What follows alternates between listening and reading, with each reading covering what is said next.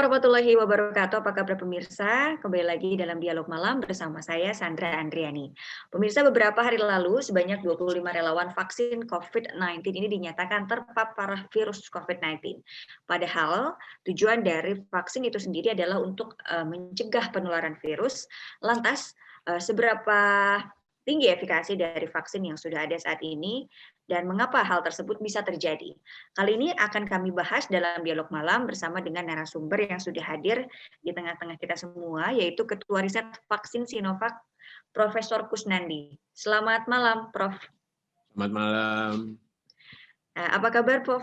Baik, ya. Baik, alhamdulillah. Terima kasih sudah bergabung bersama kami pada malam hari ini.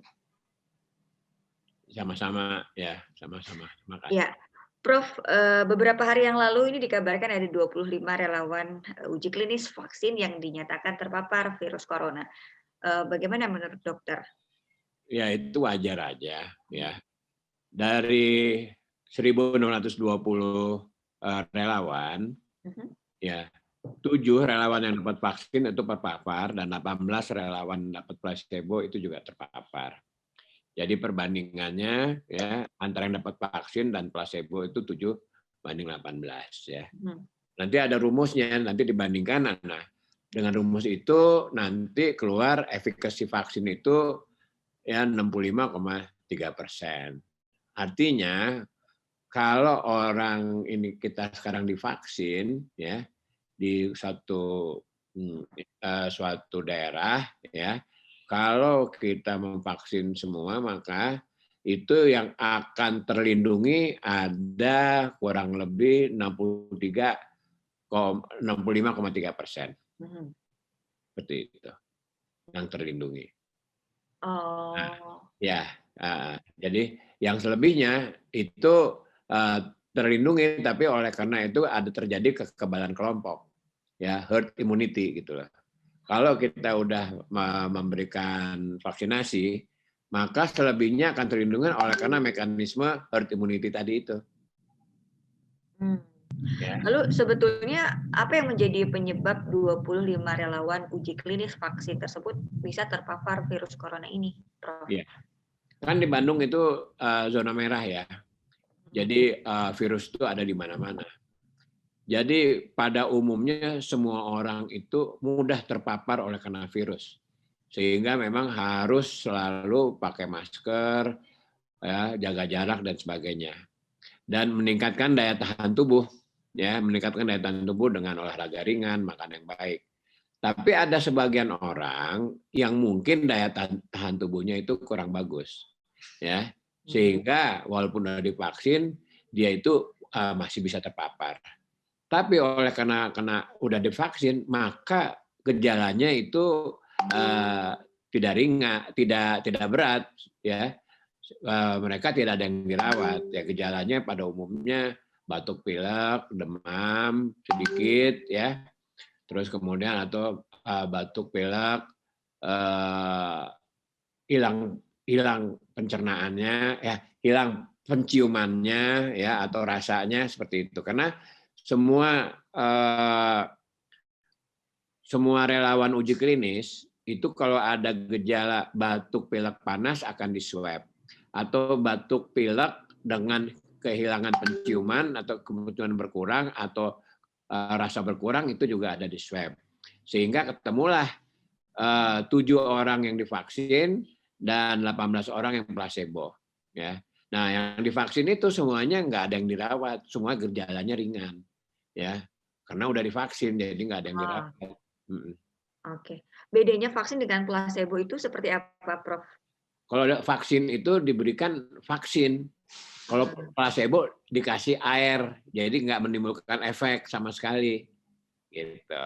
Oh, nanti yang akan didistribusikan kepada masyarakat ini dua-duanya kah, Prof? Oh enggak, vaksin dong. Oh, vaksin. Kan ini uji klinis, lagi uji coba. Uji klinis itu uji coba. Kalau uji klinisnya bagus baru bisa dicoba, baru bisa dipakai. Kalau nggak bagus, nah jadi kalau uji klinis kan dibandingkan orang yang divaksin gimana, orang nggak divaksin gimana, sehingga kita bisa tahu efektivitasnya. Kalau efektivitasnya rendah, vaksinnya nggak boleh dipakai. Tapi kalau menurut WHO dalam keadaan pandemi, dengan efektivitas di atas 50% itu bisa dipakai. Mhm. Oke, Dok, sebelum saya tanya lebih jauh, sebetulnya cara kerja vaksin sendiri itu seperti apa sih, Prof? Jadi cara kerja vaksin itu ya akan merangsang tubuh untuk menimbulkan kekebalan. Bagaimana caranya? Dia akan merangsang ya tubuh memproduksi antibodi.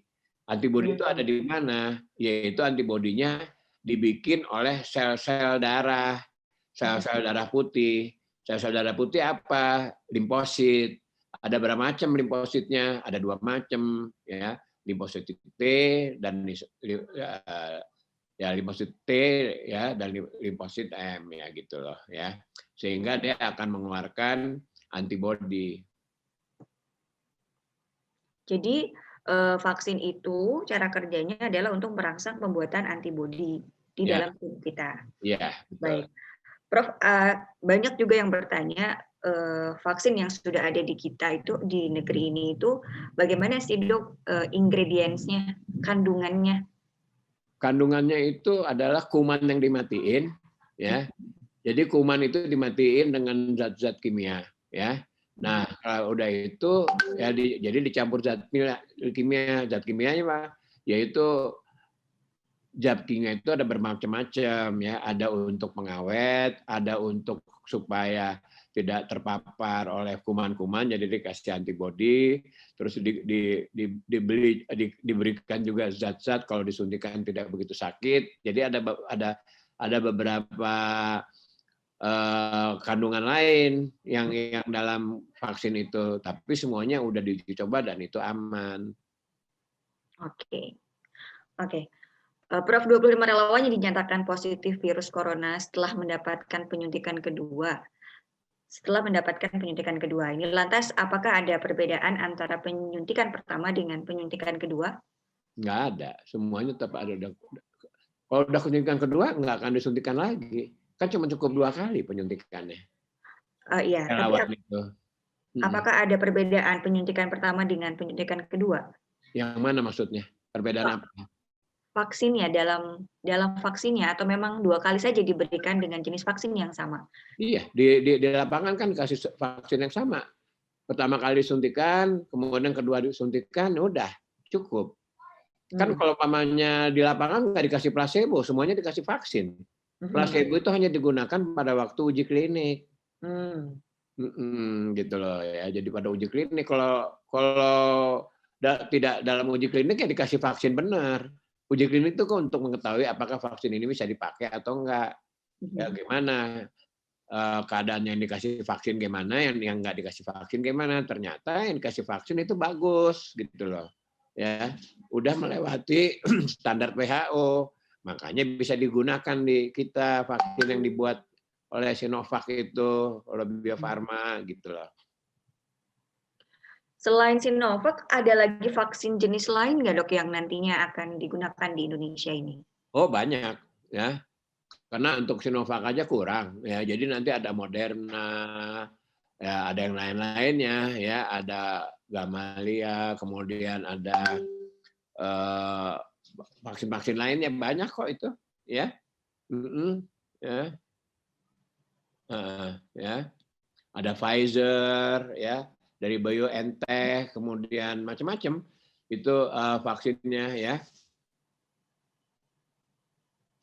Jadi tidak hanya Sinovac saja ya, Oh dok? enggak, jadi ada AstraZeneca, ada Pfizer, ada Moderna, ada Sinovac, ada Novavax.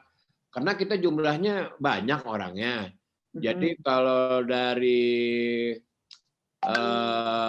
Sinovac itu nggak bisa. Semua negara karena rebutan vaksin, ya rebutan vaksin, sehingga hampir kita nggak kebagian vaksin gitu loh ya.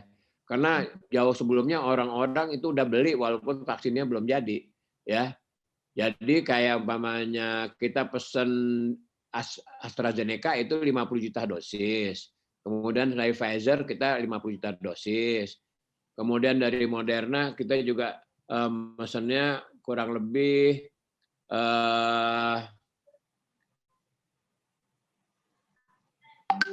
Ya, cukup banyak ya, 50 juta dosis dari Novavax ya. Jadi banyak. Nah, selebihnya itu disiapkan oleh Sinovac dari Bio Farma. Kebetulan kita kan ikut ini namanya ya, SEPA ya. Nah, itu kita aliansi untuk negara-negara penyumbang vaksin. Nah, dari sana kita dapat kurang lebih 100 juta dosis ya dari itu. Sehingga moga-moga kita bisa banyak lah gitu ya. Kita kan bertahap karena vaksin yang kita ada sekarang ini datangnya juga bertahap ya. Mulai bulan Februari moga-moga itu Bio Farma bisa memproduksi vaksin setiap bulan 10 juta dosis. Jadi setahun tuh 100 juta lah gitu loh. Oke. Artinya itu kira-kira akan seberapa lama proses vaksinasi ini selesai untuk seluruh lapisan masyarakat di Indonesia, Prof? Perhitungannya ya, itu kemarin oleh Kemenkes perhitungannya 1,5 tahun. Tetapi Pak Presiden minta kalau bisa satu tahun gitu. Cuman masalahnya kita itu siapa yang mau nyuntikin gitu loh. Kemarin itu masalahnya kan jumlah tenaga kesehatan kita itu nggak sebanyak itu ya. Terus kemudian ada daerah-daerah yang susah. Contohnya di Kalimantan, umpamanya kayak yang di pertengahan, kemudian di Irian, ya kemudian di Halmahera atau di Maluku sebelah mana yang pulaunya jauh-jauh gitu loh ya. Sehingga nggak mungkin kita dalam 6 bulan itu selesai gitu ya. Kemungkinan kalau dipercepat itu paling bisa mungkin setahun kali ya kalau mamanya kita minta tolong dengan petugas-petugas yang ada. Contohnya umpamanya mahasiswa kedokteran yang udah tingkat terakhir, dokter-dokter di rumah sakit ya. Terus kemudian suster-suster yang ada di rumah sakit semua turun gitu ya. Kemudian yang dari petugas di kabupaten, dari puskesmas, ya kemudian yang ada di provinsi dan ada di kecamatan turun tangan semua. Cuman masalahnya sekarang ini jumlah vaksin yang ada kita masih kurang. Jadi walaupun tenaganya nanti udah disiapkan bagus, vaksinnya belum ada. Jadi kita sedang menunggu kiriman vaksin ya sebanyak-banyaknya. Oke, tahapan yang harus mendapatkan vaksin lebih dulu hingga nanti akhirnya sampai dengan terakhir itu bagaimana, Prof? Jadi kan kita itu kan sekarang itu udah ngisi, ya udah ngisi SMS kan udah ada ini, udah ngisi nomor KTP dan sebagainya. Nanti kan dapat SMS. Nah dari SMS itu kita tahu bahwa kita mesti vaksin di mana dan di mana itu begitu ya. Oke. Nah setelah itu selanjutnya nanti diberitahu di sana dari tempat penyuntikan itu kapan ulangannya, kalau ada apa-apa itu mesti gimana itu ada dari situ. Ya sistemnya itu nanti kita tergantung dengan Telkom karena Telkom yang tahu semua HP kita kan ya. Ya, HP kita kan Telkom semua tahu ya nomor SMS kita, dia tinggal ngirim, dia tahu di mana kita punya HP ya. Nah, seperti itu ya. Jadi yang ngirim Telkom ya melalui otomatis melalui SMS. Oke. Baik, Prof. Kusnandi, kita akan lanjutkan kembali perbincangan kita untuk malam hari ini, tapi kita harus jeda dulu sesaat, jadi jangan kemana-mana, tetap di Dialog Malam.